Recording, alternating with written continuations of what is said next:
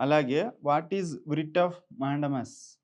Sir writ of mandamus అంటే ఇప్పుడు ఎవరన్నా పబ్లిక్ అథారిటీ ఆర్ గవర్నమెంట్ వాళ్ళ పబ్లిక్ స్టాట్యూటరీ ఫంక్షన్ ఓకే. చేయకపోతే, హ్మ్. అలా డ్యూటీ చేయకపోయినా పోలీస్ అయినా, ఏ డిపార్ట్మెంట్ అయినా గూడా మనం ఆర్టికల్ 226 కింద హైకోర్ట్‌కి వెళ్లి ఒక రిట్ ఆఫ్ మాండమస్ పిటిషన్ వేసుకుంటే, ఓకే. వాళ్ళకి మాండమస్ అంటే ఒక డైరెక్షన్. నువ్వు ఇది కంపల్సరీ ఆర్డర్ అన్నమాట. ఇది చెయ్యాల్సిందే నువ్వు. చేయాల్సిందే. ఈ 2 ఓకే. వీక్స్‌లో, 1 వీక్‌లో ఇంప్లిమెంట్ చేయాలి ఓకే. అని ఒక ఆర్డర్ ఇస్తుంది. అది చేయకపోతే కంటెంప్ట్ అయితుంది. ఎవరి మీద అయితే ఆర్డర్ ఉందో వాళ్ళు జైలుకెళ్తారు 6 మంత్స్. ఓకే. అలాగే ఎన్‌సీఎల్‌టీ అంటే ఏమిటి?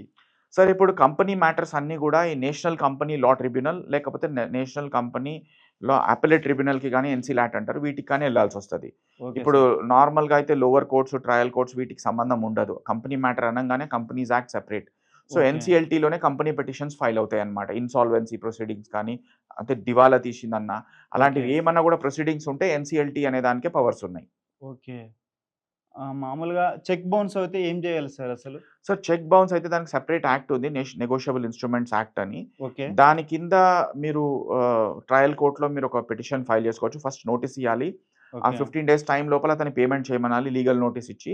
ఎవరైతే డిఫాల్టర్ పేమెంట్ చేయలేదో అప్పుడు మీరు వితిన్ 1 మంత్ వెయిట్ చేసి మీరు కోర్ట్‌లో పిటిషన్ ఫైల్ చేయొచ్చు. ఓకే. ఆ తర్వాత కోర్ట్ వారు కాగ్నిజెన్స్ తీసుకొని సమ్మన్స్ పంపిస్తారు.